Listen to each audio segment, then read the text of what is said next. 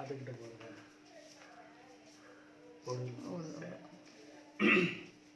9ஆம் வகுப்பு E3 மாணவர்கள் நேற்றைய பாடத்தில் மதுரை காஞ்சியினுடைய பெருமைகளையும் சிறப்புகளையும் ஒரு சேர பார்த்தோம். அந்த மதுரை காஞ்சியில் ஆழமான அகழிகளும் மதில்களும் பழமையும் வலிமையும் பொருந்திய தெய்வத்தன்மை பொருந்திய வாயில்களும் நெய் பூசப்பட்ட கருமையான வலுவான கதவுகளும் மேகங்கள் உலா வருகின்ற மாளிகைகளும் இடைவிடாது வைகை ஆற்றை போல மக்கள் எப்பொழுதும் வந்து சென்று கொண்டிருக்கிறார்கள். மண்டபங்கள் தென்றற்காற்றெல்லாம் நன்கு சென்று வரக்கூடிய புழைகளை உடைய கட்டிடங்களும் காணப்பட்டது. அகலமான ஆறுகளில் தண்ணீர் செல்வதைப் போல மக்கள் வெள்ளமானது இரவு பகலாக மதுரை மாநகரத்தில் வந்து பொருள்களை வாங்கி செல்லக்கூடிய பல்வேறு இன மக்கள் குழுக்களாக கூட்டங்களாக வந்து சென்றார்கள் என்று பார்த்தோம். அந்த மதுரை மாநகரத்திலே முரசு அறிவிக்கின்றவன் பெருங்காற்று கடலிலே வீசுவதை போன்ற இசைக்கருவிகளை இயக்குவதை போன்ற ஒரு சத்தம் கேட்டது. விழாக்கள் எப்பொழுதெல்லாம் நடக்கும், என்னென்ன விழாக்கள் என்று முரசு அறைவோன் மக்களுக்கு தெளிவாக கூறினான். பெரிய தெருக்களிலே நாளங்காடி அள்ளங்காடி போன்ற கடைகளெல்லாம் இரவு பகலாக வணிகப் பொருள்களை விற்று குவித்தார்கள். மக்கள் சந்தோஷமாக வந்து பொருள்களை வாங்கி சென்றார்கள் என்று மதுரை காஞ்சியிலே படித்தோம். மதுரை மாநகரத்தினுடைய சிறப்பை பார்த்தோம். இன்னைக்கு ஒரு கொஞ்சூண்டு ஒரு சின்ன ஒரு கதை, ஒரு இலக்கணம், பின்னால் இருக்கிற கேள்வி பதில், எந்த பாடத்துக்கு என்ன கேள்விக்கு என்ன பதில், அவ்வளவுதான். ஒரு அரை மணி நேரம் பார் தம்பி, அலுப்பு இல்லாமல் பார்க்கணும். பார்க்குற பொழுது வீடியோவை பார்க்குற பொழுது புத்தகம் கையில் இருக்கணும். பேனாவை வச்சு நீ குறிச்சிக்கணும். பேனாவெல்லாம் இல்லை சார், பென்சில்லாம் இல்லை, இதெல்லாம் பஜனையெல்லாம் பாடக்கூடாது. சரிதானா? சந்தை. அப்போ சந்தைன்னா என்ன உனக்கு தெரியும். சந்தைன்னா ஓரளவுக்கு தெரியும். சந்தை என்பது அந்த காலத்தில் நாளங்காடி அள்ளங்காடி என்பது தான் சந்தை. இப்பொழுது சந்தை என்பது மால் என்ற பொருளில் எல்லா பொருள்களையும் ஒரே இடத்துல வாங்குற மாதிரி நவீன கடை தெருவுகளில் இருக்கு. அந்த காலத்தில் சந்தை என்பது கிராம சந்தை தான் சந்தைன்னு சொல்றது. தங்கள் நிலத்திலே விற்பனை செய்யக்கூடிய, உற்பத்தி செய்யக்கூடிய காய்கறி, கீரை, தானியம் போன்ற பொருள்களை விற்கவும், தங்களுக்கு தேவையான பொருள்களை கொண்டாந்து கடையில் வாங்கவும் ஒன்று சேர்ந்த இடம் தான் சந்தை. தான் வீட்டில் அவன் உற்பத்தி செய்த எல்லா பொருட்களையும் எடுத்துக்கிட்டு ஒரு இடத்துக்கு போவான். எல்லாரும் அது மாதிரி வருவாங்க. வருகின்ற பொழுது இவன் தன்னிடம் இருக்கிற மிளகாயையும் புளியையும் கொடுத்துட்டு மல்லியும் சோம்பு சீரகத்தையும் வாங்கிட்டு போவான். காய்கறியை வாங்கிட்டு போவான். 2 பேர் பரங்கிக்காயும் சுரக்காயும் கொண்டு வருவான். 4 பேர் கொத்தரங்காயும் கத்திரிக்காயும் புடலங்காயும் கொண்டு வருவான். கொண்டாந்து கொடுத்துட்டு மாற்றிட்டு போவாங்க. பண்டமாற்று முறையில் ஒரு காலத்தில் நடந்த சந்தை அது. அப்புறம் காசு வந்ததுக்கு பிறகு இப்படி கொண்டாந்து வித்துக்கிட்டு இருந்தாங்க. சந்தை, கிராம சந்தை. அங்கே பேரம் இருக்காது. எப்படியா இங்கே வா இங்கே வா இங்கே வா வா, என்ன வேணும் என்ன வேணும், அந்த மாதிரியெல்லாம் கூப்பிட்டு சொல்ல மாட்டாங்க. தனக்கு தேவையான பொருளை, தூய்மையான பொருளை, நல்ல பொருள், வருவதே நல்ல பொருளாக தான் கிராம சந்தைக்கெல்லாம் வரும். இது ஊருக்கு ஊர் சந்தை மாறுபட்டு இருக்குதும். இப்போ கிராம சந்தைன்னு வச்சுக்கிட்டீங்கன்னா அந்தந்த ஊருக்கு பக்கத்துலையும் 5 நாளைக்கும் சந்தை இருக்கும். இப்போ பாரு, எனக்கு தெரிஞ்சு பேராவூரணியில நீலகண்ட விநாயகர் கோயிலுக்கு பக்கத்துல ஞாயிற்று சந்தை, ஒரு காலத்துல முத்துப்பேட்டையிலே வியாழக்கிழமை சந்தை, பட்டுக்கோட்டையிலே நம்ம ஆத்துக்கரைக்கு அங்கிட்டு மாட்டு சந்தை. பட்டுக்கோட்டை வந்து தான் ரொம்ப பேர் மாடு வாங்கிட்டு போவாங்க. மாட்டு சந்தை. மாட்டு சந்தைன்னா அந்த மாட்டை விற்று வாங்கக்கூடியவர்கள் விவரம் தெரிஞ்சவங்க நிற்பாங்க. அவங்களுக்கு கொஞ்சோண்டு கொடுத்தோம்னா நல்ல மாட்டை வாங்கி கொடுப்பாங்க. அந்த மாட்டில் சுழி பல்லெல்லாம் பார்த்து வாங்குவாங்க. பல்ல பார்த்து தான் மாட்டோட வயசை அறிவிக்கிறது. 2 பல்லு மாடு, 4 பல்லு மாடு, 6 பல்லு மாடு, கடை போட்ட மாடு. கடை போட்டாச்சுன்னா எல்லா பல்லும் விழுந்து முளைச்சிடுச்சுன்னு அர்த்தம் மாட்டுக்கு. அப்போ வயசாயிட்டு நல்லா பொறுத்து இழுக்கும் வண்டியெல்லாம்னு அர்த்தம். 2 பல்லு மாடுனா ரொம்ப பிஞ்சு வயசு, வண்டியெல்லாம் இழுக்காது, உழவுக்கு தான் போகும்னு அர்த்தம். இந்த மாதிரி மாட்டினுடைய பல்லை பிடிச்சு பார்த்து பல்லு சந்தையில மாடுகளை விற்று வாங்கி கொடுத்த காலம் உண்டு. அதுக்கு பிறகு மாட்டினுடைய முதுகுல வந்து உரோமம் வந்து சுழி மாதிரி இருந்துச்சுன்னா அதுக்கு பாடைச்சுழின்னு பேரு. அந்த பாடைச்சுழி மாடு நம்ம வீட்டில் இருந்தால் வீட்டில் சாவும் அப்படின்னு சொல்லுவாங்க. அப்புறம் அது மாதிரி விலங்கு சுழி காலில் இருக்கும் பார்த்தீங்கன்னா மாட்டுக்கு இந்த முடி வந்து கொஞ்சோண்டு சிலும்பி இருக்கும் சுழின்னு நம்ம தலையில் சுழி இருக்குல்ல ஒரு சுழி, அந்த மாதிரி மாட்டுக்கு மேல் பக்கத்தில் சுழி இருந்தால் பாடை சுழி, காலில் இருந்தால் விலங்கு சுழி. விலங்கு சுழி மாட்டை வாங்கிட்டு போகிறோம்னா கோர்ட்டுக்கு போகணும், போலீஸ் ஸ்டேஷன் போகணும் அப்படின்னு இந்த மாடுகளை எல்லாம் வாங்க மாட்டாங்க. அந்த சாஸ்திர சம்பிரதாயங்கள் இது மூடப்பழக்க வழக்கம்லாம் நம்ம சொல்ல முடியாது. அந்த மாதிரியெல்லாம் ஒரு காலத்தில் இருந்து தான் அதெல்லாம் நடைமுறைக்கு வந்துச்சு. இப்போ யார் மாடு வாங்குறா? மாடு எங்கே இருக்குது? எல்லாம் டிராக்டரை விட்டு உழுவுறாங்க, டிராக்டர் வண்டியை இழுத்துக்கிட்டு போகுது. அதனால் மாட்டு வண்டி உழவு தொழில்ங்கிறதெல்லாம் நசிஞ்சு போச்சு இப்போ உள்ள நேரத்தில். அது மாதிரி இந்த சந்தை என்பது தூய்மையான பொருளை குறைந்த விலைக்கு விற்கக்கூடியது தான் சந்தை. அப்புறம் கிராம சந்தை கலப்படம் இல்லாத பொருள் வரும். எந்த கலப்படமும் இல்லாமல் தூய்மையான பொருள் வாங்கணும்னா சந்தைக்கு தான். ஏன்னா அந்த சந்தைக்கு ஒருத்தன் நெய் கொண்டு வர்றான்னு வச்சுக்கேன், அவன் பரம்பரையாக வாரம் அந்த இடத்துக்கு அவன் நெய் கொண்டு வருவான். மோசமான நெய்யை கொண்டாந்து கொடுத்தான்னா அவன் வியாபாரம் போவாது. ஆக நம்ம வாங்க போகிற நம்ம ஒரு பொருள் கெட்டு போனால் கூட அது என்னன்னு கேட்கலாம். இப்போ அதெல்லாம் ஒன்றும் வாங்க முடியாது தம்பி, கேட்கவும் முடியாது இப்போ அதெல்லாம். அதே மாதிரி அந்த உள்ளூர் சந்தை, அதே மாதிரி இப்போ பெரிய அளவில் சந்தையெல்லாம் இருக்குது. இந்த நாகர்கோயில் பக்கம்னா தோவாளையில் பூச்சந்தை, அதே மாதிரி கருவாட்டு சந்தை, மீன் சந்தை, நாகப்பட்டினம் மீன் சந்தை, இப்படி பல்வேறு இடங்களில் பல்வேறு வகையான சந்தைகள் இன்றைக்கு நடைமுறையில் இருந்துக்கிட்டு இருக்குது. உள்ளூர் சந்தைகள் என்பது வேறு, கிராம சந்தை என்பது வேறு. இப்படியெல்லாம் சந்தைகளில் ஆடு மாடு குதிரைகளெல்லாம் அந்த காலத்தில் வாங்கினாங்க. இப்போ மதுரை மாநகரத்தில் மதுரையில் மாட்டுத்தாவணின்னு சொல்கிறமே அது ஒரு காலத்தில் சந்தை, மாடு வித்த சந்தை இடம். அதைத்தான் இப்போ வந்து இது பேருந்து நிலையமாக மாற்றிருக்கிறாங்க. அந்த சந்தையில் மக்கள் வேடிக்கை பார்த்துட்டு வாங்கிட்டு போகிறதுக்காக வந்தவங்க இன்பம் அலுப்பு இல்லாமல் இருக்கிறதுக்காக கழை கூத்து பொம்மலாட்டம் கிராம சந்தையில் உண்டு. சந்தைக்கு போகிறது எந்த காலத்தும் திருவிழாவுக்கு போகிறது மாதிரி ஒரு சிறப்பாக போயிட்டு வருவாங்க. இதுதான் அந்த காலத்தில் உள்ள ஒரு சிறப்பு. அப்புறம் கொம்பை பார்த்து வாங்குறது, பல் பார்த்து வாங்குறது, திமிலை பார்த்து மாடு வாங்குறது, இதெல்லாம் அந்த காட்டில் இருந்துச்சு. சந்தா தஞ்சாவூரில் மாட்டுச்சந்தை, இது மாதிரி மாடுகளில் எங்கெங்கே வாங்கணும், எங்கெங்கே போனால் ஆடு வாங்கலாம் அப்படின்னலாம். தோவாளை பூச்சந்தை, ஈரோடு சவளிச்சந்தை, கடலூருக்கு பக்கமாக இருக்கிற காராமணி குப்பத்தில் கருவாட்டு சந்தை, நாகப்பட்டினம் மீன் சந்தை, இப்படி ஒவ்வொரு வட்டாரத்திலையும் சந்தை, கிராமத்திலையும் சந்தை. கிராம சந்தைங்கிறது எப்படின்னு பார்த்தீங்கன்னா ஒரு 4 கிலோமீட்டர் 3 கிலோமீட்டருக்கு இடையில சந்தை இருக்கும். அந்த 4 கிலோமீட்டர் 3 கிலோமீட்டர் எல்லாருமே நடந்து தான் போயிட்டு தான் வாங்கிட்டு வருவாங்க. யாருமே இதுக்காக கார் வண்டியெல்லாம் அந்த காலத்தில் கிடையாது. காலால் நடந்து போயிட்டு நடந்து தான் எல்லாத்தையும் வாங்கிட்டு வருவாங்க. ஒரு வாரத்துக்கு தேவையான பொருளெல்லாம் குடும்பத்துக்கு எல்லாம் வாங்கிட்டு வந்துடுவாங்க. சரிப்பா, இது கிராம சந்தை. அப்படி இப்போ இருக்கிற மாலை பற்றி சொல்லணும்னா ஒரு 4 கருத்து சொல்கிறேங்க, கேட்டுக்க. இப்பொழுது இருக்கிற மால் எனப்படும் கடையில் பொருள்களை உற்பத்தி செய்கின்றவன் எங்கேயோ இருப்பான். அமெரிக்காவில் இருப்பான், ரஷ்யாவில் இருப்பான், வெளிநாடுகளில், இல்லை நம்ம இந்தியாவிலேயே குஜராத்தில் இருப்பான், அஸ்ஸாமில் இருப்பான், காஷ்மீரில் இருப்பான். பொருள்களை உற்பத்தி செய்கிறவன் எங்கேயோ இருப்பான். அந்த பொருள் இங்கே மால் எனப்படும் கடையில் 10 கை மாறி இங்கே உட்கார்ந்துருக்கும். இதில் பூராவும் கலப்படம், நேர்மையான வியாபாரம் கிடையாது. அதில் போட்டிருக்கிற விலை ஒரு உண்மையான விலையை விட 4 பங்கு 5 பங்கு கூடுதலாகவே போட்டிருப்பாங்க. அந்த விலைக்கே அவங்க விற்க பார்ப்பாங்க. விளம்பரம், எதில் எடுத்தாலும் விளம்பரம். ஜவுளிக்கடை பொம்மைக்கு கூட சேலை கட்டி விளம்பரம், ஆப்பிளுக்கு கூட அழகுக்கு உள்ள ஒரு பைக்குள்ள போட்டு விளம்பரம். எல்லாம் நுகர்வோரை ஏமாத்துறது தான் இந்த காலத்து சந்தை. அப்படிதான் உன் புத்தகத்தில் இருக்கு. அந்த காலத்து சந்தை தூய்மையான பொருள், உண்மையான பொருள், குறைவான பொருள், குறைவான விலை. அப்ப நுகர்வோர் கஷ்டம் இல்லாம மன சந்தோஷமா வாங்கிட்டு போவாங்க. அங்க போன உடனே அந்த பொருளை வாங்குற பொழுதே அவன் உற்பத்தி செய்யறவன் தான் அந்த பொருளை கொடுப்பான் சந்தையில. அப்ப 2 ரூபாய் குறைச்சி வந்தா கூட பரவாயில்ல, கொடுத்துட்டு போவோமேன்னு போவான். இப்ப அப்படி இல்லை. இப்ப மால் எனப்படும் கடையில நீ ஒரு பிள்ளைய கையில அடைச்சிக்கிட்டு போற காய்கறி வாங்க, அந்த பிள்ளை ஒரு கேரட்டையோ தக்காளியோ தொட்டுட்டுனா கடகாரம் குழவி கொட்டுற மாதிரி கொட்டிடுவான். ஆனா அந்த காலத்துல அப்படி இல்லை. ஒரு தக்காளியோ ஒரு கேரட்டோ ஒரு பிள்ளை நீ எடுத்துக்கப்பா, எடுத்துக்க பிள்ளை தானே, சும்மா எடுக்காதப்பா, கடையில் ஐயா சொல்லுவார் எடுக்காத அப்படின்னா கடைக்காரர் என்ன சொல்லுவார், நீ எடுத்துக்க. ஆனா இப்போ உள்ள மால் எனப்படும் கடையில எடுத்தீங்கன்னா குழவி கொட்டுற மாதிரி அந்த ஆளு கொட்டிடுவார். இதுதான் அந்த காலத்துக்கும் இந்த காலத்துக்கும் வேறுபாடு.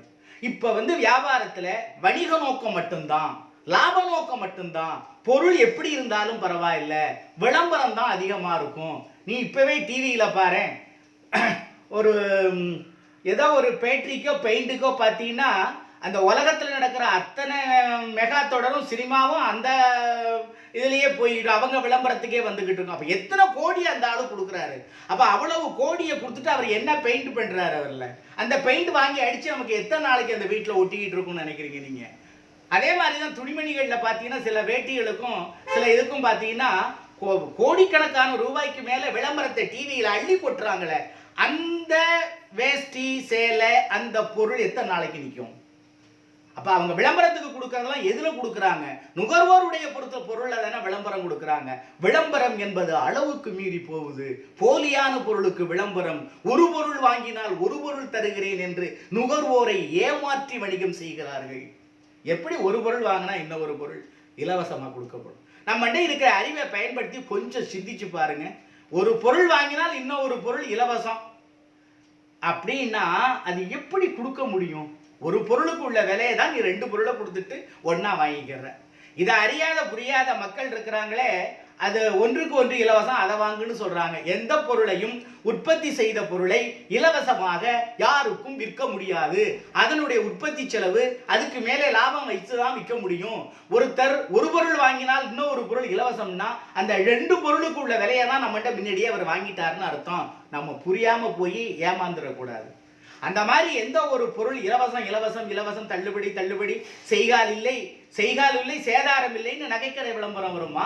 அந்த நகைக்கடை விளம்பரத்திலே செய்கால் கூலி இல்லாமல் எப்படிமா அந்த பத்தர் அந்த நகையை செஞ்சிருக்க முடியும்? அவருக்கு சம்பளம் கொடுத்து தானமா ஆகணும். அப்போ எப்படிமா செய்கால் கூலி இல்லாமல் அவங்க வியாபாரம் பண்ண முடியும்? சேதாரம் இல்லாமல் எப்படி வணிகம் செய்ய முடியும்? சேதாரம் ஆகித்தானே ஆகணும். சேதாரமும் வாங்கி செய்கூல் கூலியும் வாங்கினாதாம அது உண்மையான நகை. இது ரெண்டும் இல்லாமல் ஒரு வணிக கடையில் சொல்றாங்கன்னா அது பொய்.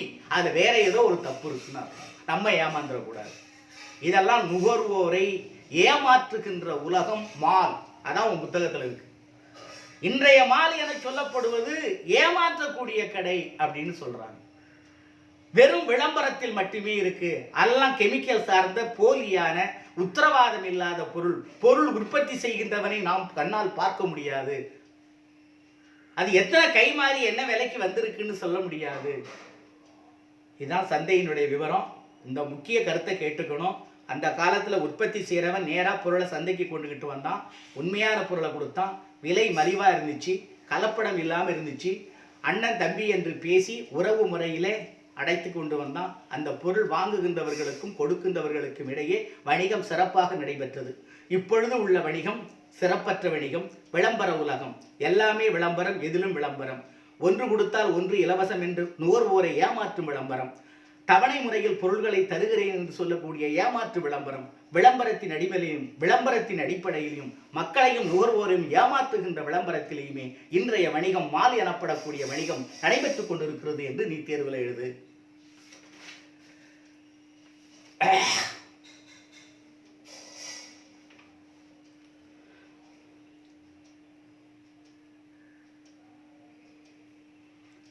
அந்த காலத்து சந்தையில் மக்கள் பணத்தை விட மனித மாண்புகளுக்கு முக்கியம் கொடுத்தார்கள். அதான் முக்கியம். இந்த புத்தகத்தில் அதான் போட்டிருக்கு. அந்த காலத்து சந்தையில் மக்கள் பணத்தை விட மனித மாண்புகளுக்கு முக்கியம் கொடுத்தார்கள். இந்த காலத்தில் பணத்துக்கு முக்கியம் கொடுக்கின்றார்கள், மனித பண்புக்கு முக்கியம் இல்லை. அடுத்த பாடம் ஆகு பெயர் புத்தகத்துக்கு. இப்ப ஒன்றின் இயற்பெயர் அதனோடு தொடர்புடைய மற்றொன்றுக்கு தொன்று தொட்டு ஆகி வருவது ஆகுபெயர். இதை மட்டும் படிச்சுக்க, 2 மார்க்கு. ஆகுபெயர் என்றால் என்ன? ஒன்றின் இயற்பெயர் அதனோடு தொடர்புடைய மற்றொன்றுக்கு தொன்று தொட்டு ஆகி வருவது ஆகுபெயர் அப்படின்னு சொல்றோம். இதை 16ஆக வகைப்படுத்தி இருக்கிறார்கள். நமக்கு சில ஆகுபெயர் வந்திருக்கிறது. அந்த ஆகுபெயர்களை மட்டும் பார்ப்போம். உதாரணமாக, ஒன்றின் இயற்பெயர் அதனோடு தொடர்புடைய மற்றொன்றுக்கு தொன்று தொட்டு ஆகி வருவதுன்னு சொல்லியாச்சு. இப்ப பாரு, முல்லை பூச்செடியினுடைய கொடியை எடுத்து ஒருத்தர் நடுறார். முல்லை பூவை எடுத்து ஒருத்தர் தொடுக்கிறார், பூ தொடுக்கிறார். முதற் பொருளாகிய முல்லை கொடி அதன் உறுப்பாகிய பூவுக்கு ஆகி வருகிறது. முல்லை தொடுத்தான், மல்லிகை தொடுத்தான். மல்லிகை செடியையா தொடுக்கிறான் அவன்? இல்லை, உறுப்பு, அதனுடைய பூக்கக்கூடிய பூவை தொடுக்கிறான். அப்படி அதனுடைய உறுப்புக்கு ஆகி வந்ததுனால அதுக்கு முதலாகு பெயர் என்று பெயர். வகுப்பறை சிரித்தது, ஊர் சிரித்தது, இந்தியா வெற்றி பெற்றது, பாகிஸ்தான் தோற்றது, இப்படியெல்லாம் நம்ம வாழ்க்கையில் அன்றாடம் கேள்விப்படுறோம்ல. அப்படின்னா வகுப்பறை சிரித்ததுன்னா வகுப்பறை இருக்கிற கிளாஸ் ரூம் சிரிக்காது இல்லையா? அங்க உட்கார்ந்து இருக்கிற மாணவ மாணவியர்கள் தான் சிரிச்சாங்க. ஆசிரியர் ஏதோ ஒரு கதை சொன்னார், உடனே சிரிக்கிறாங்க. அப்படின்னா வகுப்பறை என்னும் இயற்பெயர், அந்த இடப்பெயர் அங்குள்ள மாணவர்களுக்கு ஆகி வந்தது. ஊர் சிரித்ததுன்னா ஊர் என்ற இடப்பெயர் அங்கு இருக்கக்கூடிய மக்களுக்கு ஆகி வந்தது. இப்படி ஒன்றன் இயற்பெயர் அதனோடு தொடர்புடைய மற்றொன்றுக்கு ஆகி வருவது இடவாகு பெயர். அடுத்தது காரறுத்தான். கார் என்பது ஒரு காலத்தை குறிக்கக்கூடியது, மழை காலத்தை குறிக்கக்கூடிய தமிழ் சொல் கார். அந்த கார் அறுத்தான்னு சொல்ற போது இந்த மழை காலத்தில் அறுவடை செய்யக்கூடிய நெல் ஒரு தானியத்துக்கு ஆகி வந்தது. இந்த பக்கம் பார்த்தீங்கன்னா திருத்துறைப்பூண்டிக்கு தென்பக்கம் வளவனாற்று பக்கத்தில் ஒரு நிறைய பரப்பளவு, ஒரு 100 ஏக்கர் 200 ஏக்கர் நிலம் மிக பள்ளமாக இருக்கும், தாழ்வு. மழை பெஞ்ச உடனே அந்த பக்கம் தான் தண்ணியெல்லாம் வந்து சூழ்ந்து போயிடும். படகுல போய் கார்த்திகை மாதத்தில் தண்ணிக்கு மேலே நிற்கிற கருதை மட்டுமே அறுத்துக்கிட்டு வருவாங்க, வைக்கலாம் தண்ணிக்குள்ளே இருக்கும். அதான் கார் அரிசின்னு பேர். கருப்பாக இருக்கும் அரிசி, கேரள அரிசி மாதிரி கண்ணங்கரையர்னு கருப்பாக இருக்கும், தவிடு நிறையா இருக்கும். அதை தின்னுட்டோம்னா உடம்புக்கு அவ்வளவு சத்து. இப்போ உள்ளவங்க யாருமே அதெல்லாம் சாப்பிட மாட்டாங்க. இப்போ அந்த ஊர்லேயும் அந்த மாதிரி நெல் விளைகிறது இல்லை, அங்கே யாரும் போகிறதில்லை. இது ஒரு காலத்தில் கார் நிறுத்தான், கார் அரிசின்னெல்லாம் பேர் இருந்துச்சு, கார் நெல் விளைஞ்சிச்சு. அந்த கார் என்பது மழை காலத்தை குறிக்கக்கூடிய சொல். அதுல விளையிற பயிருக்கு ஆகி வந்ததுனால அது காலவாகு பெயர், ஒரு காலத்தின் பெயர். அந்த காலத்துல விளையிற ஒரு நெல்லுக்கு ஆகி வந்தது. கார் அறுத்தான், நெல்லை அறுத்தான், கதிர் அறுத்தான், அதுக்கு பேரு காலவாகு பெயர். சினையாகு பெயர், மறிக்கொழுந்து நட்டான், வெற்றிலை நட்டான், சக்கரவள்ளி கிழங்கு நட்டான். இந்த கொடியை நடுற பொழுது அந்த பெயரை சொல்லி சொல்றோம். அப்ப மறிக்கொழுந்து என்னும் சினை பெயர் அதன் செடிக்கு ஆகி வந்தது. வெத்திலை நட்டான்னா வெத்திலையை நடுறது இல்லை, வெத்திலை கொடியை தான் நட முடியும். ஒவ்வொரு வெத்திலையா பறிச்சு வெத்திலையா நடுறது இல்லை, கொடியை தான் நடுறது. அப்ப சினை என்னது? சினை உறுப்பு அதனுடைய செடிக்கு ஆகி வந்தது. வெத்திலை நட்டான் அப்படிங்கிற பொழுது வெத்திலையுடைய ஒத்த வெத்திலையை அப்படிங்க நட்டு உயிர் உண்டாகிறது இல்லை, வெத்திலை கொடியை தான் நட்டிருக்க முடியும். அப்ப உறுப்பினுடைய பெயர் அந்த செடிக்கு ஆகி வந்தது, அதனால சினையாகு பெயர். மஞ்சள் என்னும் பண்பு, மஞ்சள் பூசினான். அப்ப மஞ்சள் பூசினான்னா மஞ்சள் என்னும் ஒரு பண்பு பெயர், வண்ணப்பண்பு. அந்த கிழங்குக்கு ஆகி வந்ததுனால அதுக்கு வந்து பண்பாகு பெயர், நிறப்பண்புப்பா.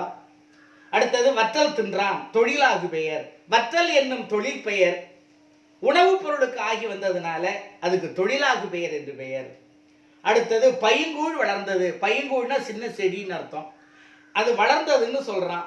கூழ் என்னும் காரியம் அதன் கருவியாகிய பயிருக்கு ஆகி வந்ததுனால அது கருவியாகு பெயர், காரியாகு பெயராயிற்று.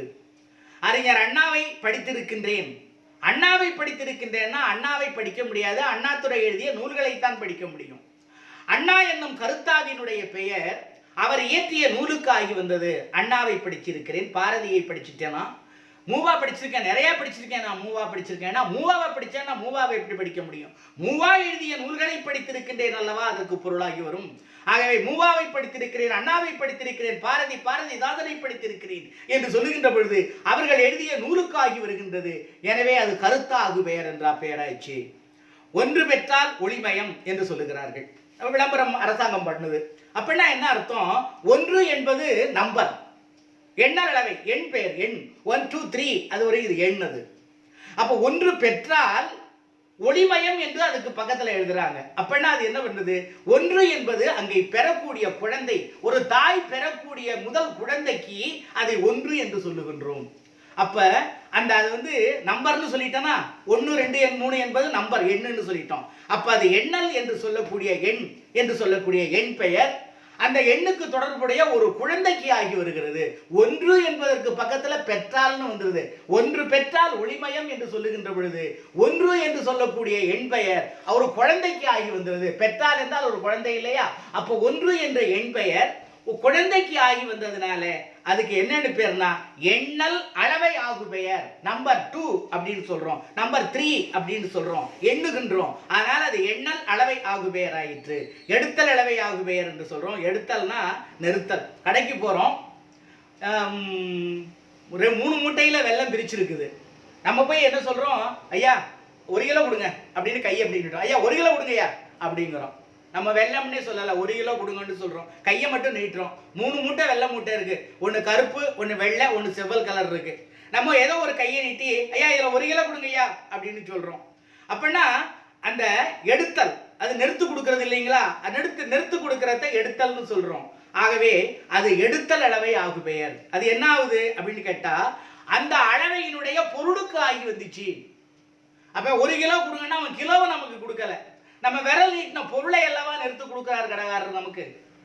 நம்ம என்ன பொருளை கேட்டோமோ அந்த பொருளை 1 கிலோ போட்டு நிறுத்தி இந்த இருக்குன்னு வெள்ளத்தை கொடுத்துட்டு காசு வாங்குறாரு. அப்போ அதுக்கு பேர் என்னன்னா எடுத்தல் அளவை ஆகு பெயர். நிறுத்து கொடுக்கக்கூடிய பொருளுக்கு ஆகி வந்தது. அதான் நீ முக்கியமாக எழுதணும். அந்த அளந்து கொடுக்கக்கூடிய பொருளுக்கு ஆகி வந்தது.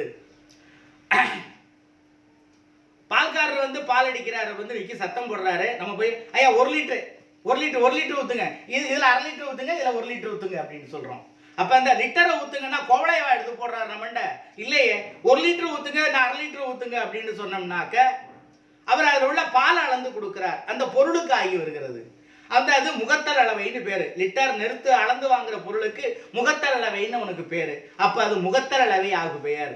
அவர் லிட்டரை கொடுக்கவில்லை, அந்த லிட்டர் கொவளையால அளந்து கொடுக்கக்கூடிய பாலுக்கு ஆகி வருகிறது, அந்த பொருளுக்கு ஆகி வருகிறது. ஆகவே அது முகத்தல் அளவை ஆகுது. கடையில என்ன வரிசையை திறந்து வச்சிருக்கிறாங்க. நம்ம இங்கேருந்து போறோம், பார்த்துட்டு இந்த நல்லெண்ணெய் என்ன விலை, இது கடலை எண்ணெய் என்ன விலை அப்படின்னு எப்படி கேட்டு ஐயா இதில் 1 லிட்டர் ஊற்றுங்களேன் அப்படின்னு சொல்கிறோம். அப்படியே லிட்டர் கோவளையா கொடுக்குறாரு. அந்த எண்ணெயில் 1 லிட்டர் அளந்து கொடுத்துட்டு காசு வாங்குறாரு. அது மாதிரி பொருளை அளந்து கொடுக்குற பொழுது அதுக்கு முகத்தல் அளவை. முகத்தல் அளவை பெயர் அந்த அளவையில் உள்ள பொருளுக்கு ஆகி வந்தது. நீ அதைத்தான் மறந்துக்கணும், பொருளுக்கு ஆகி வந்தது. அடுத்தது ஜவுளி கடைக்கு போகிறோம், வரிசையாக துணி கடைக்கு எடுத்து போட்டிருக்காங்க.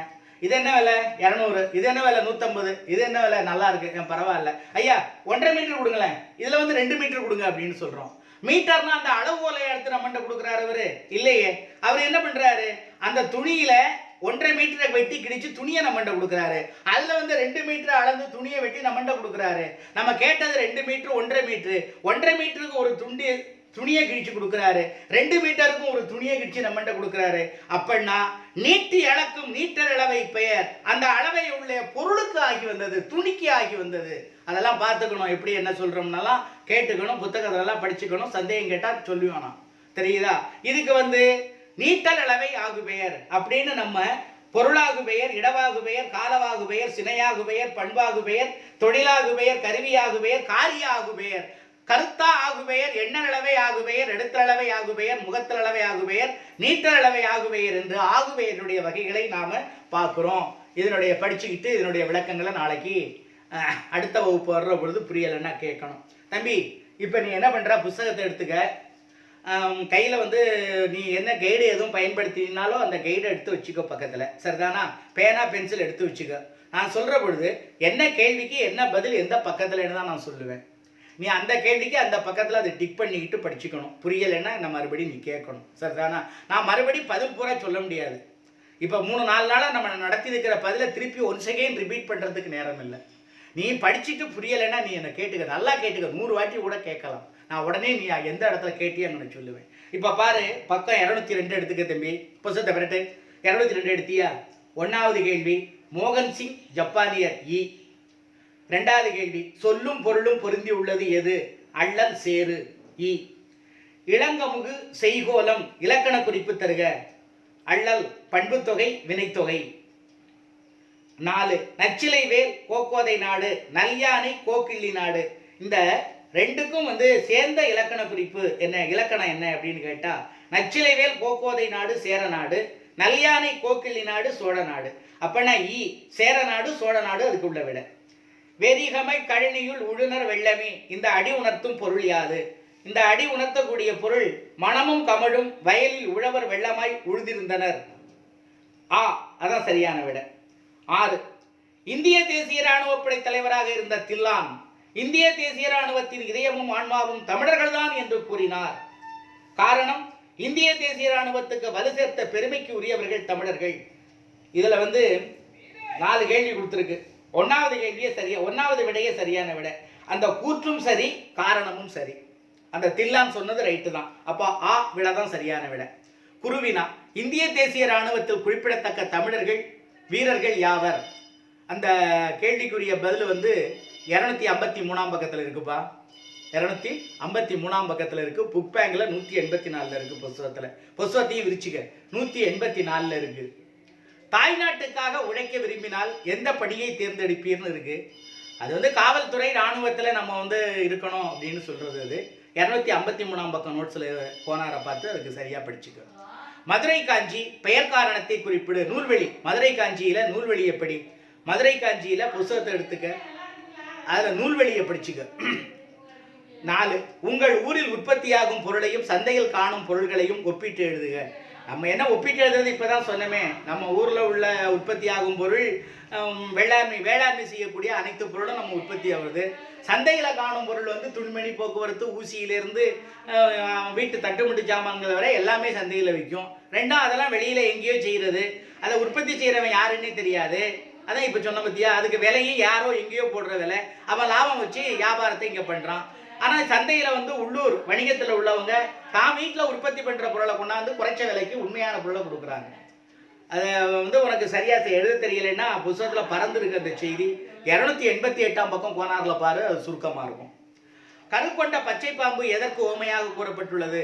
அங்க பாத்தீங்கன்னா கருக்கொண்ட சொல்லரும் சூற்பசும்பாமின் தோற்றம் போல் மனப்பாட சொல்லி இல்லையாது அன்னைக்கு நடத்தின ஒரு நாளைக்கு முன்னாடி. அந்த கருக்கொண்ட பச்சை பாம்பு எதற்கு ஓமையாக இருக்குன்னு சொன்னா நெல் பயிருக்கு ஓமையாக இருக்கு. நெல் பயிர். அப்ப அதுக்கு வந்து 2, 6, 3 263ஆம் பக்கத்துல நோட்ஸ்ல இருக்கும், இல்லைன்னா புத்தகத்திலே இருக்கு, எடுத்து எழுதி. அள்ளல் பழனத்து அறக்காமல் வாய விட. ஆமா, அள்ளல் பழனத்து அறக்காமல் வாய விழன்னு சொல்றோமா. அள்ளல்னா சேரு, பழனம்னா வயல். அதை அன்னைக்கே நடத்தும் போது குறிச்சு கொடுத்தேன். இந்த அடிகளில் சேற்றையும் வயலையும் குறிக்கும் சொற்கள்னு இருக்குது. அள்ளல்னா சேரு, வயலை குறிக்கிற சொல் வந்து பழனம். சரிதானா? எழுதணும் நீ. சேற்றை குறிக்கும் சொல் அள்ளல், வயலை குறிக்கும் சொல் பழனம்னு எழுதணும். சரிதானா? அப்படி சும்மா நீ பாட்டில் வந்து அள்ளல் பழனம்னு எழுதிட்டு வந்துடாத, விளக்கமா எழுதணும். தேர்வு எழுதுற மெத்தட் தான் தப்பா நீ எழுதுற. பாத்துக்க. சேற்றை குறிக்கும் சொல் அள்ளல், வயலை குறிக்கும் சொல் பழனம். அப்படி எழுதணும். எழுத்தால எழுதணும். 2 மார்க்கா இல்லையா? டெல்லி நோக்கி செல்லுங்கள் என்ற முழக்கம் யாரால் எப்போது செய்யப்பட்டது? யார் அதை சொன்னது? நேதாஜி சுபாஷ் சந்திர போஸ் 1943 ஜூலை 9ஆம் நாள் சொன்னார். இந்த கருத்து புத்தகத்தில் இருக்கு. 183ஆம் பக்கத்திலே நம்ம இருக்குன்னு நினைக்கிறேன். நான் பார்த்துறேன். சரியா? 183 தான். 183ஆம் பக்கத்தில் இருக்குது. 1943 ஜூலை 9 நேதாஜி சுபாஷ் சந்திர போஸ் என்ன சொன்னாரு? டெல்லியை நோக்கி செல்லுங்கள் என்று சொன்னார். அதை பார்த்து சிறுவினா குறிப்பு வரைக டோக்கியோ. இந்த டோக்கியோ வந்து தலைநகரம் என்னன்னு சொன்னா அங்க பயிற்சி பெற்ற ராணுவத்தை பத்தி சொல்றார். 254ஆம் பக்கத்தில் எடுத்து பாரு, கோனார்ல சரியா இருக்கும். 2வது கேள்வி, பணியிலும் மலையிலும் எல்லையை காக்கும் இந்திய வீரர்கள் பணியை பாராட்டி உங்கள் பள்ளி கையெழுத்து இதழுக்கு ஒரு துணுக்கு செய்தி அனுப்புக.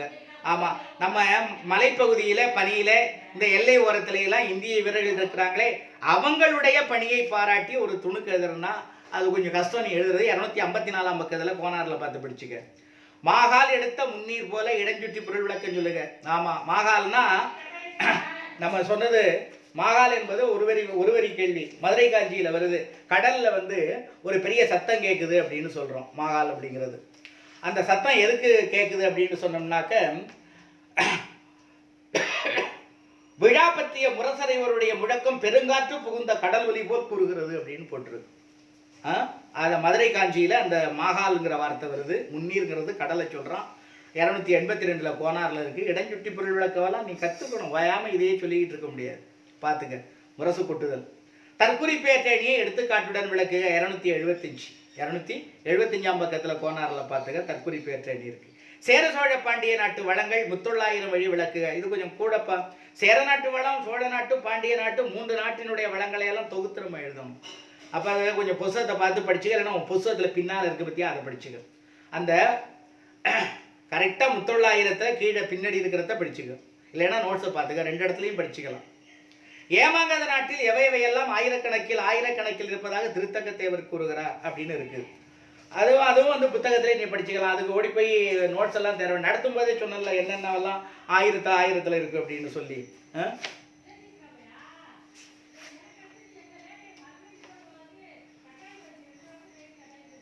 அடிசில் 1000 அவன் ஒரு நாளைக்கு முன்னாடி நடத்தணும். அடிசில் வைகள் 1000 அறப்புறமும் 1000 கொடியனார்சை கோலமும் வைகள் தோறும் 1000 மடிவையில் கம்மியர்களோடு மங்களமும் 1000 ஒடிவையிலை வேறு 1000 ஓம்புவாரின் ஓம்பலே என்று சொன்னோம்.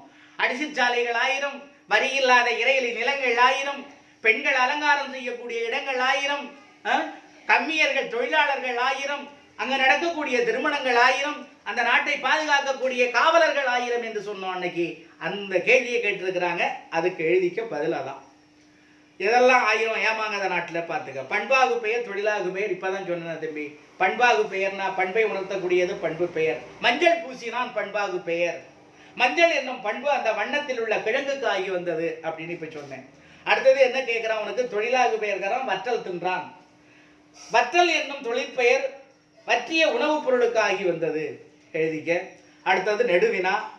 இந்திய தேசிய இராணுவத்தினுடைய தூண்களாக திகழ்ந்தவர்கள் தமிழர்கள் என்பதை கட்டுரை வழி நிறுவுக.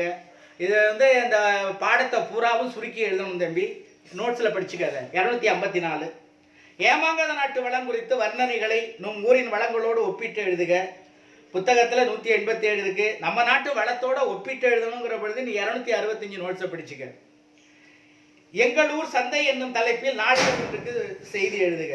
எங்கள் ஊர் சந்தை, சந்தையை பற்றி எழுதணும். நம்ம இன்னைக்கு சொன்ன கருத்துக்களை சந்தையை பற்றி எழுதினீங்கன்னா 290. உனக்கு புத்தகத்திலேருந்து எழுத முடியலைன்னா நோட்ஸை தான் படிச்சுக்கணும், அவ்வளோதான். மொழியை ஆழ்வோம், படித்து சுவைக்க. படித்து பார்த்து நீனா அதை எதாவது எப்படி இருக்குன்னு பார்த்துக்க. மொழிபெயர்ப்பு. இந்த மொழிபெயர்ப்பு என்பது ஆங்கிலத்தில் கொடுத்துருக்கிறத அப்படியே நீ தமிழில் கொஞ்சம் அப்படியே ரீட் பண்ணிக்க.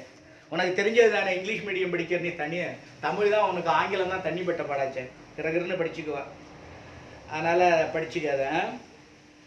கான்வர்சேஷன் பிட்வீன் 2 ஃப்ரெண்ட்ஸுக்கு இடையில நடக்குது தம்பி. அருணாவுக்கும் வான்மதிக்கும் இடையில நடக்குது.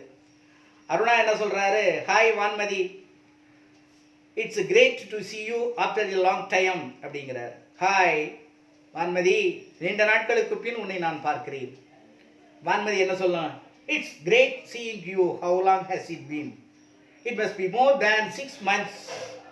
I am doing good. How about you? உன்னை பார்க்கறதுல எனக்கு மகிழ்ச்சி. நீ இத்தனை நாள் எங்கே இருந்த? 6 மாதத்துக்கு மேலே ஆகிவிட்டது. நான் நன்றாக தான் இருக்கிறேன். நீ இப்பொழுது என்ன செய்கிற அப்படின்னு உறவாடுகிறான். கான்வர்சேஷன் தானே இது. I am fine. I have come with my parents. They are inside the grocery shop. What about you? நான் நல்லா இருக்கிறேன், எங்கள் அப்பா மளிகை கடையில் உள்ளே இருக்கிறார் அப்படின்னு சொல்லுது. I came with my father. He has gone to buy tickets for a 3D movie.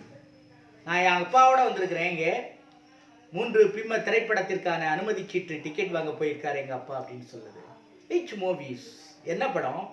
Welcome to the jungle. Welcome to jungle அப்படிங்கிறார். Great, I am going to ask my parents to take me through that movie. நன்று, நான் என் பெற்றோரிடம் இந்த படத்துக்கு என்னை அழைத்து செல்லுமாறு கேட்க போகிறேன் அப்படின்னு சொல்லுது. இதை பார்த்து படிச்சுக்க. நீ நோட்ஸ் தான் பார்த்து படிப்ப. நீ இதை டிரான்ஸ்லேஷன் பண்ணுறதுங்கிறது உனக்கு ரொம்ப வராது. அடுத்தது பொருத்தமான இடங்களை அடைமொழியிட்டு சொற்றொடரை விரிவாக சொல்லணும்னு இருக்குது. புத்தகம் படிக்கலாம். என்னது?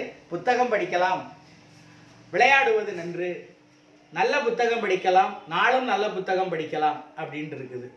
அதே மாதிரி அந்த ரெண்டையும் நீ சேர்த்து ஒவ்வொன்றையும் சேர்த்து படிக்க சொல்கிறாங்க. நாளும் நல்ல புத்தகம் படிக்கலாம். நாளும் நல்ல புத்தகம் படிக்கலாம். நாளும் நல்ல புத்தகம் தேர்ந்து படிக்கலாம். நாளும் நல்ல புத்தகம் தேர்ந்து உணர்ந்து படிக்கலாம். நாளும் நல்ல புத்தகம் தேர்ந்து உணர்ந்து மகிழ்ந்து படிக்கலாம். நாளும் நல்ல புத்தகம் தேர்ந்து உணர்ந்து மகிழ்ந்து ஆழ்ந்து படிக்கலாம். அதில் மேலே ப்ராக்கெட்டில் கொடுத்துருக்கிற வார்த்தையை கீழே நீ எழுதுறதுல பயன்படுத்தி எழுதுன்னு சொல்கிறாங்க. உனக்கு சரியாக அதை பயன்படுத்தினானா போர்டில் எழுதி காட்டலாம், பள்ளி வகுப்பறையாக இருந்தால். இல்லைன்னா கொஞ்சம் அது சிரமம்தான் உனக்கு. இங்கே நமக்குள்ள பிரச்சனை என்னென்னா, அந்த ஒரு 3/4 மணி நேரத்துக்கு மேலே அது போச்சுன்னா 1 மணி நேரம் ஆகிட்டுன்னு வச்சுக்கேன், ஜிபி பத்தாமல் போயிடும். அதில் ஒரு பிரச்சனை இருக்குது நமக்கு. அதே போல் விளையாடுவது நன்றுங்கிறத பாரு. மாலையில் விளையாடுவது நன்று, மாலையில் திடலில் விளையாடுவது நன்று, மாலையில் திடலில் அனைவருடனும் சேர்ந்து விளையாடுவது நன்று, மாலையில் திடலில் அனைவருடனும் சேர்ந்து விளையாடுவது நன்று, மாலையில் திடலில் அனைவருடன் சேர்ந்து ஓடியாடி விளையாடுவது நன்று. அப்படி அடுத்தது பிழை நீக்கம் ஒன்று இருக்குப்பா. பெருந்தலைவர் காமராஜர் பள்ளிப்படிப்பை நிறைவு செய்தார். ரை வல்லினரை செய்யவில்லை. இல்லும் லையும் சின்னலை போடணும். என்றாலும் தப்பு. இன் ரா திருத்தி எழுதிக்க. ஆங்கிலத்தில் புத்தகங்கள் படிக்கும் அளவுக்கு ஆனா லானா போட்டு எழுதணும், திருத்தம் செய்யணும். ஆங்கில இதழ்களை லை பெரிய லை போட்டுக்க. லை மின்விசிறியை வல்லினரி போட்டுக்கணும். நிறுத்த வல்லினரு போட்டுக்கணும். துணிமணி டன்னகரணி போட்டுக்கணும். இந்த மாதிரி அதை பார்த்துக்க, புத்தகத்தில் பார்த்து அதை படிச்சுக்க. கீழ்கான ஆகு பெயர்களை அட்டவணைப்படுத்து. இந்த கீழே ஒரு பாராவில் ஆகு பெயர் இருக்கு, அதில் என்னென்ன ஆகு பெயர் இருக்குன்னு ஒன்று கேட்குறான்ப்பா. அந்த ஆகு பெயரை எல்லாம் அறிவு சார்ந்த பகுதி, மனப்பாடம் பண்ண முடியாது. டிசம்பர் பார்த்துக்க, புத்தகத்தை கையில் இடாதவே. டிசம்பர் காலவாகு பெயர், மல்லிகை முதலாகு பெயர், 200 எண்ணலாகு பெயர், வெள்ளை மனம் கொண்ட பண்பாகு பெயர், 5 கிலோ வாங்க வேண்டும் எடுத்தல் ஆகு பெயர், 3 லிட்டர் முகத்தல் அளவை ஆகு பெயர், 4 மீட்டர் வாங்க வேண்டும் நீட்டல் அளவை ஆகு பெயர், சிவசங்கரியை படித்து முடிக்க வேண்டும் கருத்தா ஆகு பெயர், அண்ணாவை படிக்க வேண்டும் மூவாவை படிக்க வேண்டும். இப்ப சொன்ன பாரு, அது கருத்தா ஆகு பெயர். அந்த மாதிரி அந்த பேராவில் உள்ளத வரும், தேர்வுக்கெல்லாம் வரும். 3 வரியை கொடுத்தா அதில் 2 ஆகு பெயர் எடுத்து எழுதுற மாதிரி ஒரு 2 மார்க்கு கேட்பாங்க தம்பி. பயண அனுபவங்கள். நான் ஒரு பயணம் போனேன், அதை பற்றி என்ன அனுபவம், எப்படி புறப்பட்டோம், எங்கே போனோம், என்னென்ன பார்த்தோம், என்னென்ன சாப்பிட்டோம், எங்கெங்கே தங்கியிருந்தோம், அங்கே அனுபவங்கள் என்ன, அங்கே தங்கியிருந்த போது யார் வந்து பணத்தை பறிச்சுக்கிட்டு ஓடுனது, நம்ம போலீஸ் ஸ்டேஷன் எப்படி போனோம், அந்த பணத்தை எப்படி மீண்டோம், நம்ம போகிற அனுபவங்கள். வீட்டிலிருந்து புறப்பட்டு ஒரு ஊருக்கு போயிட்டு திருப்பி வர்றமே அந்த பயண அனுபவங்களை எழுதுறது. அது உனக்கு நம்மளாக எழுதுறதுன்னா நம்ம பயணம் போனால் தான் எழுதலாம், இல்லைன்னா நாங்கள் எழுதி கொடுக்கறத நீ எழுதணும். அது நோட்ஸில் 299ஆம் பக்கத்தில் பயண அனுபவம்னு கட்டுரை இருக்குது, அதை படிச்சுக்க. அது நயம்பாராட்டுக்கு அடுத்தது. இந்த நயம்பாராட்டுக்கு 300ஆம் பக்கத்தில் கோனாரில் இருக்குது. இதில் எப்போவுமே உனக்கு முன்னாடி நான் சொன்னபடி இந்த பாட்டை நீ படிக்கணும். அந்த பாடலுடைய பொருள் என்ன அப்படிங்கிறத நீ முதல்ல சொல்லணும். அந்த பாடலுடைய பொருளை சொல்லிவிட்டு அடுத்தபடியாக அதில் எழுத வேண்டியது இந்த வயலிடை லா யானா, அயலிடை யானா, கயலிடை யானா, பெயரிடை யானா. அப்போ இது எதுகை இருக்கு, அடிதோறும் எதுகை இருக்கு, அடியதிகை நயம்பயக்கிறது அப்படின்னு எழுதணும். அதே போல பாரு, திரண்ட கருத்து, அதில் நல்ல கருத்து என்னங்கிறத ஒரு கருத்தை எழுதிக்க, மோனை எழுதிக்க. மோனைக்கு பிறகு என்ன எழுத போறா, எதிகை எழுதிக்க. எழுதிக்கு பிறகு கடைசியில் பாரு, விளைந்தாய் விரிந்தாய் அப்படின்னு இருக்கு. அப்ப அது வந்து என்ன, இயைபு. ஒரு செய்யுள்ள வந்து கடைசி எழுத்தோ கடைசி சொல்லோ ஒன்றி வர தொடுப்பது இயைபு நயம் எனப்படும். இதுல விளைந்தாய் விரிந்தாய் என்று வந்திருக்குதே, அந்த சவுண்ட் இருக்கு பத்தியா, ரைமிங் வேர்டுன்னு சொல்றோமே ஆங்கிலத்தில், அதுதான். அது வந்து நல்லா வந்திருக்கு, அதனால இயைபு இருக்கு. இதுல எதுகை இருக்கு, மோனை இருக்கு. அப்போ ஒரு 5 இது எழுதணும் அதில் 4க்கு. அதை பார்த்துக்க. சொல் நயம் எல்லாம் பார்த்துக்க. அதில் உனக்கு சரியாக ஒன்றும் எதுன்னு ஒன்றால் கண்டுபிடிக்க முடியலை அப்படிங்கிற பொழுது நீ என்ன பண்ணணும், உன்னுடைய உதவி அந்த நோட்ஸில் போய் பார்த்துக்கணும். தொடை நயம், எதிகை எழுதிட்டா மோனை எழுதிக்க, முரந்தொடை எழுதிக்க. செங்கண் கருவரால். முரம் என்பது என்ன தொடைன்னு கேட்டீங்கன்னா ஆண்டனிம்ஸ். அப்படியெல்லாம் பாடலில் வந்திருந்துச்சுன்னா சொற்கள், அதுக்கு வந்து முரந்தொடை அப்படின்னு பேர். இந்த பாடலில் செங்கண் என்று வந்திருக்கு 3ஆம் அடியில், கருவரால் என்று வந்திருக்குது, அப்படின்னா வந்து அது முரண் அப்படின்னு போகுது. அணிநயம் பார்த்துக்க. அப்படியே உயர்வு நெகிழ்ச்சி அணி, வானன தோன்றும் பெருங்குளம் அப்படின்னு உள்ளதை உள்ளபடி அப்படியே சொல்றதுனால உயர்வு நெகிழ்ச்சி அணி அழகா வந்திருக்குது. இது எழுசீர் விருத்தத்தில் இது பாடி இருக்கிறாங்க. ஆக இந்த பாடலுடைய கருத்தை சொல்லி இந்த பாடலுடைய அழகு நயங்களை எல்லாம் வரிசைப்படுத்து.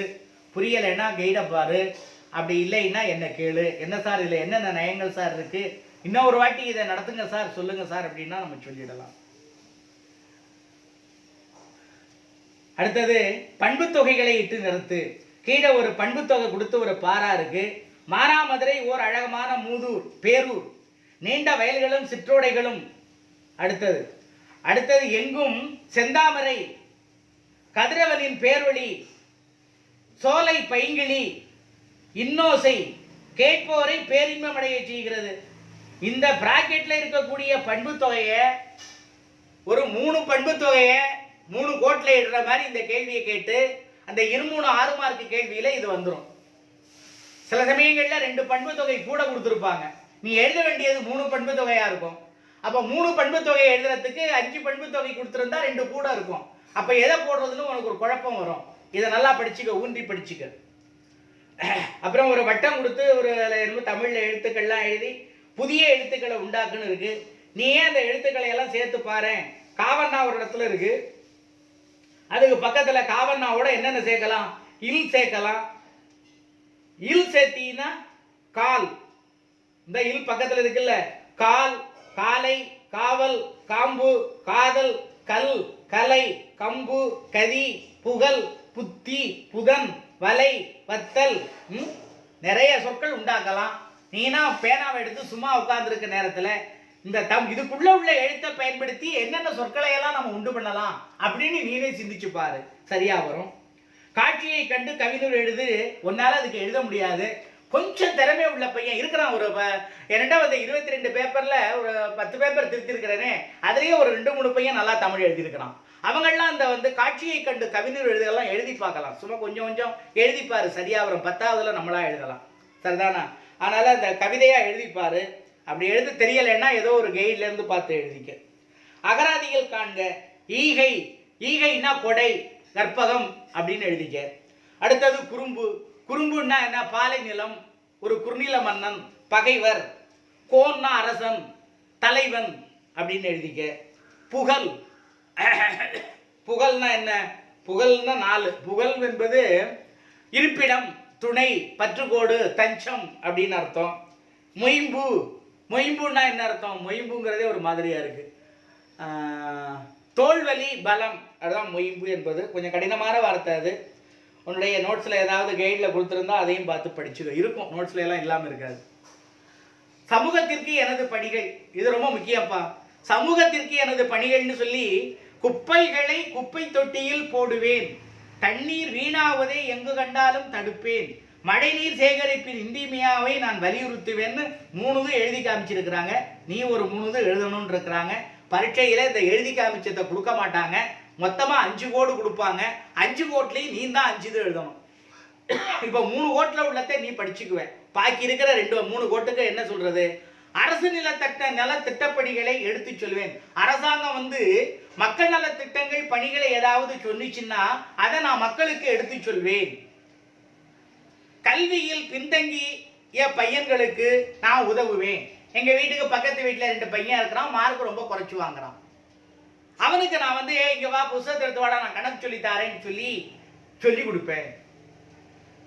சாலையை கடக்க உதவுவேன். நான் போயிட்டு இருக்கிறேன், சாலையில ஒரு வயதானவர் நின்றுட்டு இருக்கிறார். அங்கிட்டு போகணும் தம்பி, என்னை பத்திரமா கொண்டு விட்டுறேங்கிறார். உடனே தாத்தா இங்க வாங்கன்னு சொல்லி சாலையில அந்த பக்கம் இந்த பக்கம் ஒரு வாகனங்களும் சைக்கிளும் எதுவுமே வராத நேரத்துல அவரை பத்திரமா கொண்டாந்து நான் இந்த பக்கம் விடுவேன்.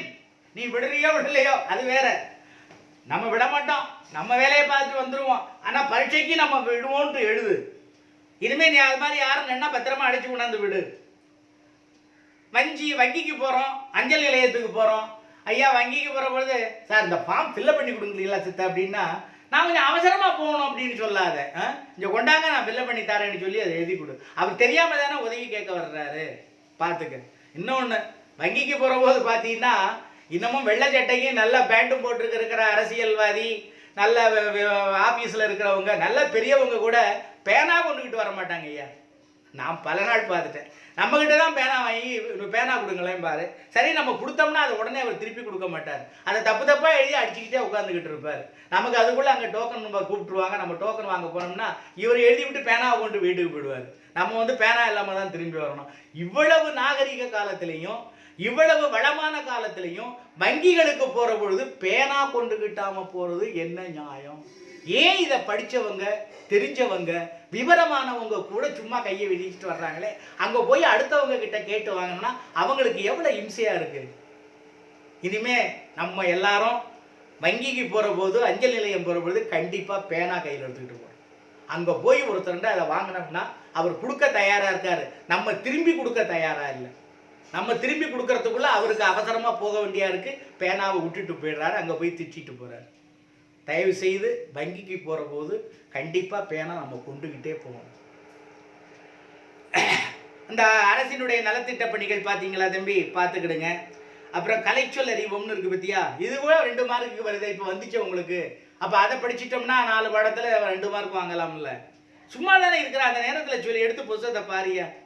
இந்திய தேசிய இராணுவம், இந்தியன் நேஷனல் ஆர்மி, செவ்வியல் இயக்கம், கிளாசிக்கல் லிட்ரேச்சர், பண்டமாற்று முறை, கம்யூனிட்டி எக்ஸ்சேஞ்ச், கரும்புச்சாறு, சுகர் கேன் ஜூஸ், காய்கறி வடிச்சாறு, வெஜிடபிள் சூப், எல்லாம் ஈஸியாக தான் இருக்குது. இதில் ஒன்றும் கஷ்டமான வார்த்தையெல்லாம் இல்லை.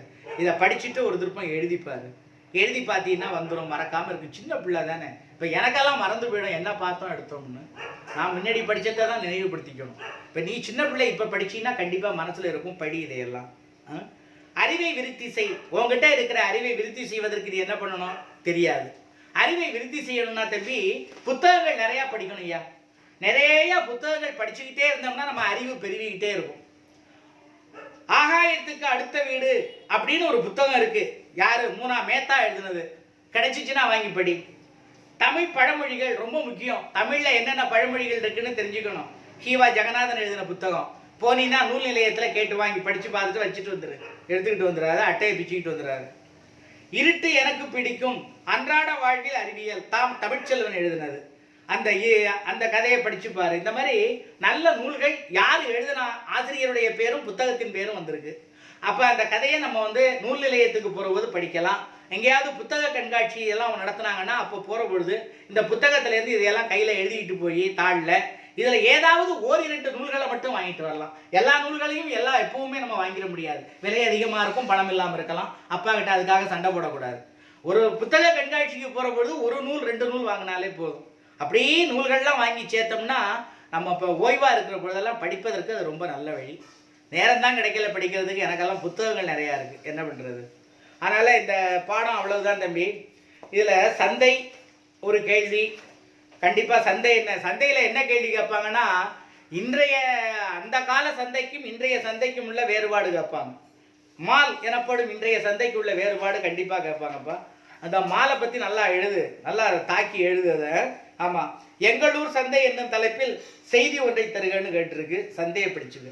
அடுத்தது ஆகுபெயர்லையும் ஒரு 2 மார்க் கேள்வி வரும். ஈஸியாக கேட்குறேன்னா ஆகுபெயர் என்றால் என்ன, ஒரு உதாரணம் கொண்டுன்னு கேட்பாங்க. அப்போ ஆகுபெயர் என்றால் என்ன? ஒன்றன் இயற்பெயர் அதனோடு தொடர்புடைய மற்றொரு பொருளுக்கு பந்து தொட்டு ஆகி வருவது ஆகுபெயர். உதாரணம், நேற்று நடந்த கிரிக்கெட் விளையாட்டில் இந்தியா ஜெயித்தது. இந்தியா என்பது இந்தியாவில் உள்ள வீரர்கள் ஜெயித்தார்கள், அது இடவாகு பெயராகும் அப்படின்னு சொல்லிடு. இல்லை என்றால் சொன்னால் சினையாகு பெயர் அப்படின்னு எழுது. வெற்றிலை நட்டான். வெற்றிலை நட்டான் என்பது வெற்றிலையை இடவில்லை, அதனுடைய கொடியை தான் நட்டான், அது உறுப்புக்காகி வந்ததுனால அது சினையாகு பெயர் ஆயிட்டுன்னு எழுது. இந்த மாதிரி ஏதோ ஒரு ஆகு பெயர் தெரிஞ்சுக்க. கருத்த ஆகு பெயர் ரொம்ப ஈஸியாக ஞாபகம் வச்சுக்கலாம். அறிஞர் அண்ணாவை படித்தேன், பாரதிதாசனை படித்தேன், பாரதியாரை படித்தேன் அப்படின்னு எழுது. இது அந்த நூலை படித்தான், கருத்தா எழுதிய நூலை படித்தான், அது கருத்தாவுக்காகி வந்தது, நூலுக்காகி வந்தது. கருத்தாவின் பெயர் நூலுக்காகி வந்ததால் அது கருத்தா ஆகு பெயர் ஆயிற்று அப்படின்னு எழுதுது. அந்த மாதிரி இந்த கேள்விகளுக்குள்ள பதில பாருங்க. இந்த புத்தகம் இப்போ இந்த பாடம் முடிஞ்சு போச்சு. உனக்கு இந்த பாடத்தில் முடிஞ்சு போச்சுன்னா இயல் 7 முடிஞ்சு போச்சு. 5 பாடம் தேர்வாயிட்டு. அப்போ அடுத்த தேர்வு வர்ற பொழுது நமக்கு 6வது பாடமும் 7வது பாடமும் தேர்வாகி வரணும். 6வது பாடம் 7வது பாடம் 2க்கும் உள்ள கேள்வி பதில்களை நீ படிச்சிருங்க. இப்போ அடுத்தது நமக்கு சாலை பாதுகாப்புன்னு ஒரு வாரம் என்னவோ பக்கம் கொடுத்துருக்கு. அடுத்தது 8வது இயலில் போகிற பொழுது நமக்கு முதல்ல எடுத்தது பெரியார் சிந்தனைகள். அது அடுத்த வகுப்பில் பார்ப்போம். இப்போ நமக்கு இந்த டைம் முடிஞ்சு போச்சு இது நமக்கு இப்போ. அதனால் பாடங்களை படிப்பதற்கான ஏற்பாடுகளை பண்ணுங்க தம்பி. இப்போ 7 பாடங்கள் நிறைவடைந்த சமயத்தில் இந்த 7 பாடங்களையும் 7வது பாடத்தை நல்ல நிலையிலே நீங்கள் படிச்சுட்டு, ஒருத்தர் தான் இப்போ ஃபோன் பண்ணி ஒன்றும் கேட்கலையே, நீங்கள் இத்தனாவது பக்கத்தில் இன்னதுக்கு என்ன சார் பொருள், அது கொஞ்சம் சொல்லுங்களேன் அப்படின்னு கேட்கணும். தேர்வு சமயத்திலேயாவது இந்த வாட்டி கேட்கறதுக்கு முயற்சி செய்யுங்க. முதல்ல படித்து முடிச்சிருங்க. படித்து முடிச்சதுக்கு பிறகு தான் சந்தேகம் வரும். இது எப்படி சார், அது எப்படி சார், இந்த கேள்விக்கு என்ன சார் எழுதணும், இதுக்கு எப்படி சார் எழுதணுங்கிறது படித்ததுக்கு பிறகு தான் வரும். நீ படிக்கிற பொழுது தான் உனக்கு தெரியாத நிலை வரும். அந்த தெரியாத நிலை வருகிற பொழுது நீ கண்டிப்பாக அதை நீ எங்களுக்கு கேட்டு தெரிஞ்சுக்கணும். உன்னுடைய பேப்பர் திருத்துறது கிட்டத்தட்ட முடியும் தருவாயில் இருக்குது தம்பி. நீ இப்போ தை 1ஆம் தேதி அந்த பொங்கலுக்கு முதல் நாள் உன்னுடைய மதிப்பெண்கள் நான் கொடுத்துருவேன். ஏன்னா 10வதுக்கு அதிக நேரம் ஒதுக்குறோம் நாங்கள். 10வதுக்கு ரொம்ப நேரம் ஒதுக்கி அதையே போட்டு புடஞ்சிக்கிட்டு இருக்க வேண்டியா இருக்குது. நிறைய கேள்விக்குள்ள பதில்கள்லாம் எழுதி வீட்டில இருந்து நம்ம அங்கே அனுப்ப வேண்டியாது. தொட்டதும் அதான் வேலையாக வருது. உங்கள் பேப்பரும் நான் திறக்கி ஒரு 12 13 பேப்பர் இருந்தால் 7 பேப்பர் தான் இருக்குது. அதனால் அதை திருத்தின உடனே உங்கள் மதிப்பெண் உங்கள் வீட்டுக்கு வரும். திருத்திடுறேன், பரவாயில்ல. நான் சில பேர் நல்லாவே எழுதியிருக்கிறீங்க, சந்தோஷம் தான் எனக்கு. அடுத்த தேர்வில் 40 பேரும் எழுதி அனுப்புங்க. அப்போ தான் வந்து நம்ம எல்லாரும் அடுத்த வருடம் 10ல் நிறைந்த அறிவினை பெற முடியும். வாழ்த்துக்கள் தம்பி, நன்றி. படிச்சுட்டு சந்தேகம் கேளுங்க. சந்தோஷம். நன்றி, வணக்கம்.